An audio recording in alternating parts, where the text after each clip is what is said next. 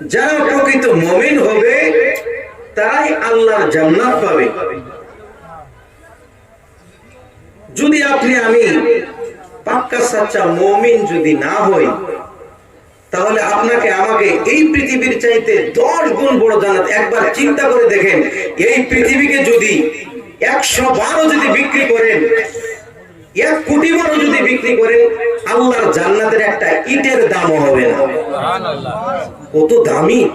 আপনাকে, শুধু আপনাকে না, এই পৃথিবীর তামাম মানুষের জন্য, সে হিন্দু হোক, খ্রিস্টান হোক, বৌদ্ধ হোক, আল্লাহ রাব্বুল আলামিন তামাম মানব জাতির জন্য এক একটা করে জান্নাত বানায় রাখছে। জোরে বলুন না সুবহানাল্লাহ। সবার জন্যই জান্নাত বানাইছে, কিন্তু নিজের কৃতকলাপের জন্য, নিজের কাজের জন্য নিজের জান্নাতকে আমরা হারাইতেছি। কেমনে ভাবে? আল্লাহ বলেন, তুমি যদি জান্নাতে যেতে চাও, আমার কিছু বিধি বিধান আছে, এইগুলো তোমাকে মানতে হবে। যদি এই কাজগুলো আমার করো, আমি তোমারে জান্নাত দেব। আমি তো তোমারে জান্নাত দেওয়ার জন্যই বানাইছি। আমি জান্নাত দিয়ে কি করব? তুমি শান্তিতে থাকবা, সুখে থাকবা। আমি আল্লাহ তো চাই তুমি জান্নাতে যাও। এজন্য কবি বলেন, আদর রিয়া মানুষ আল্লাহ বানাইয়া, কেমনে দিবেন জাহান্নামে ফেলিয়া, কেমনে দিবেন জাহান্নামে ফেলিয়া। বান্দা যখন জাহান্নামে জ্বলিবে,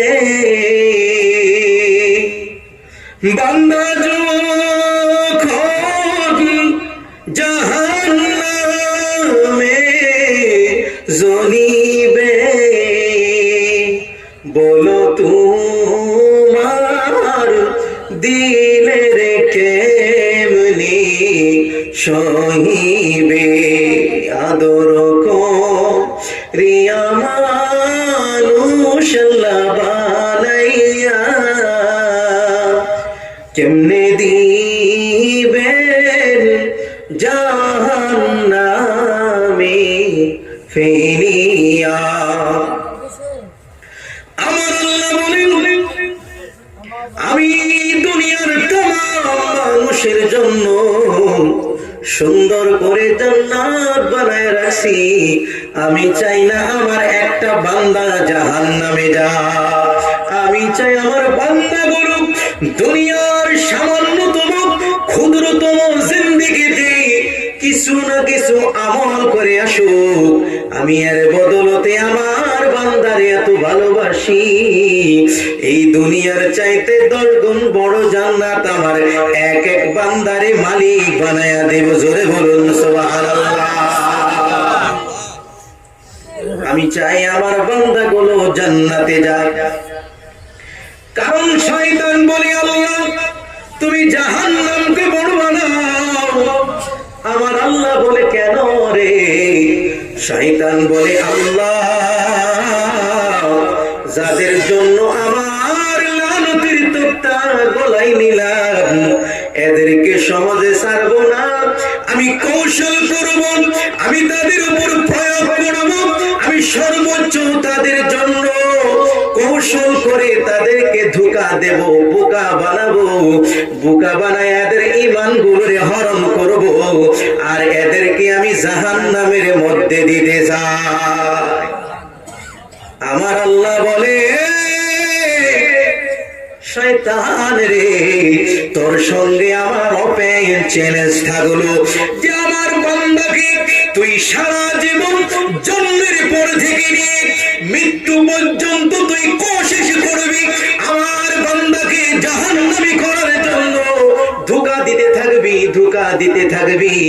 আমি আল্লাহ রাব্বুল আলামিন আমার বান্দা যদি একবার আমার কাছে তওবা করে প্রকৃতভাবে আমি আল্লাহ রাব্বুল আলামিন ওই বান্দার তামাম জীবনের গুনাহগুলোরে মাফ করে দিয়া জান্নাতি করে দেব। জোরে বলুন না সুবহানাল্লাহ।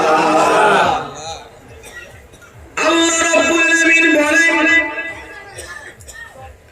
উদউনি আস্তাজিব লাকুম, ও বান্দা আমারে ডাক, আমি আল্লাহ তোর ডাকের সাড়া দেব। জোরে বলুন না সুবহানাল্লাহ।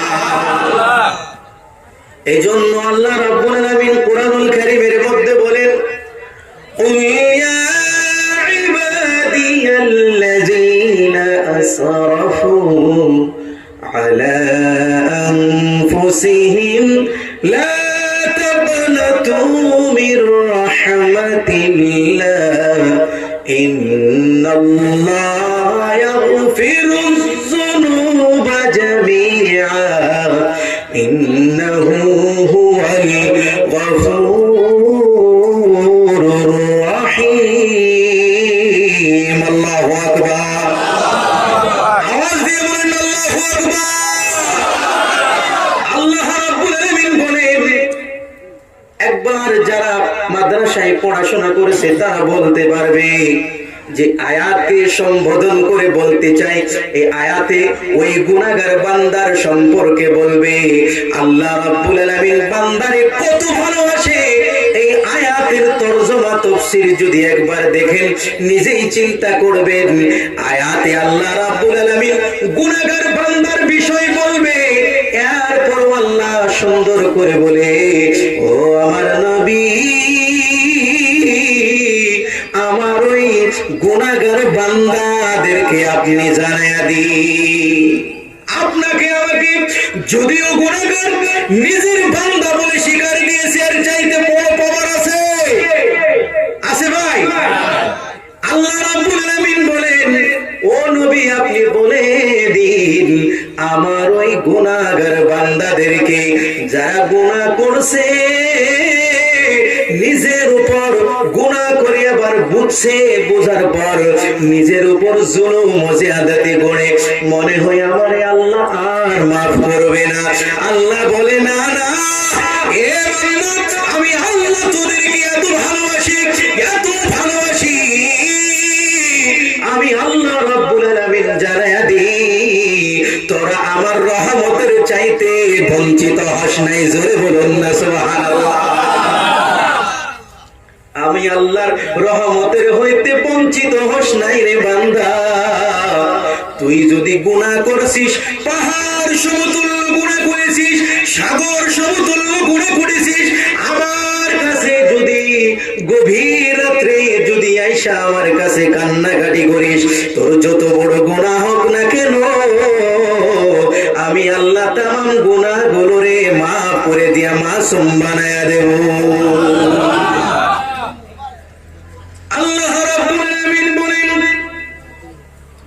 আমার কোন বান্দা যদি গুনাহ করেছে, গুনার সে উপলব্ধি করতেছে যে আমি গুনাহগার, আমি অনেক পাপ করে ফেলছি, আল্লাহ বলে ও বান্দা কুরআনুল কারীম দিয়ে তোমাদেরকে শিখায়া দিছি, যাও যাও মসজিদের মধ্যে রাত্রে হয়ে গেছে, গভীর হয়ে গেছে, তাহাজ্জুদে দাঁড়িয়ে যাও, যাও ঘরের মধ্যে ওযু করে তাহাজ্জুদে দাঁড়িয়ে যাও, যাও যাও যেখানেই থাকো না কেন গুনাহ করেছো তুমি নিবিড়ে যাইয়া আল্লাহর কাছে দোয়া করো, আল্লাহ ও আমার মালিক, ও আমার রব, তুমি তো আমার সব, তুমি ছাড়া আসমানের নিচে জমিনের উপরে কেউ নাই, আল্লাহ ও আমাদের মালিক, আমি যে গুনাহ করছি আমার বিবি যদি জানে স্বামী বলে স্বীকৃতি দেবে না, আমার সন্তান যদি জানে বাবা বলে স্বীকৃতি দেবে না, আমার আশি-পড়শিরা যদি জানে আমার সঙ্গে মায়া মহব্বত রাখবে না, আল্লাহ তোমার পানি বন্ধ করো নাই, এরপরও তোমার রহমত বন্ধ করো নাই, এরপরও তোমার করুণা বন্ধ করো নাই, হাওয়া বন্ধ করো নাই। এবার আমি অনুশোচনা করেছি, বুঝছি মাওলা তুমি তাকে দেখো, পশু পাখি গুলো ঘুমায় গেছে, জীব জন্তু গুলো ঘুমায় গেছে, দুনিয়ার তামাম মানুষ গুলো ঘুমায় গেছে। আল্লাহ নিরান জঙ্গলে বসে, ঘরের কিনারায় বসে, তোমার মসজিদ ঘরের কোনায় বসে আল্লাহ তোমারে ডাকি, তুমি তো মাফ করনে ওয়ালা জাত, আমার জীবনের গুনাহগুলোরে মাফ করে দাও। আল্লাহ রাব্বুল আলামিন সঙ্গে সঙ্গে ফেরেশতাদেরকে বলি, এ ফেরেশতারা রে, তোরা না বলছিলি মানব জাতকে বানানো যাইবে না কাটাকাটি হানাহানি করে, দেখ আমার বান্দার গুণ আছে, গুনাহ করে সে অনুশোচনা করেছে, আমার কাছে গুনাহ স্বীকৃতি করে ক্ষমা চায়। আমি আল্লাহ এত দয়ালু, আমি আল্লাহ এত দয়ালু, থাকতে পারলাম না, আমার বান্দার জীবনের গুনাহগুলোরে মাফ করে দিলাম। আল্লাহ রাব্বুল আলামিন কৌশল শিখাইয়া দিয়েছে যে বান্দা তোরা যদি আমারে ডাকিস, আমি আল্লাহ ডাকের সাড়া দেব, কিন্তু ডাকার মতো ডাকতে হবে। ডাকতে হবে না? নাই, আমরা তো প্রকৃতভাবে ডাকি না। আসলে আল্লাহ চায় না তার বান্দা যে জাহান্নামে যাক, এই জন্য আল্লাহ রাব্বুল আলামিন যুগে যুগে নবী রাসূল পাঠায় দিয়েছে। দুনিয়ার তামাম নবীগুলো রাসূলগুলো একমাত্র উদ্দেশ্য ছিল এক আল্লাহর পরিচয় করে দেওয়া, আল্লাহর হুকুমগুলো মানা, আল্লাহ রাব্বুল আলামিনের পরিচয় তুলে ধরে তামাম নবীগুলো এক আল্লাহ বলে তারা ডাক দিয়েছে। এই ডাকের জানাই সাড়া দিয়েছে, তারা সবাই হয়ে গেছে জান্নাতি। আল্লাহ রাব্বুল আলামিন যারা আল্লাহ রাব্বুল আলামিনকে চিনছে, নবীদের কথা শুনছে, তারাই জান্নাতি হয়ে গেছে। নবী রাসূল পাঠিয়ে দিয়েছে।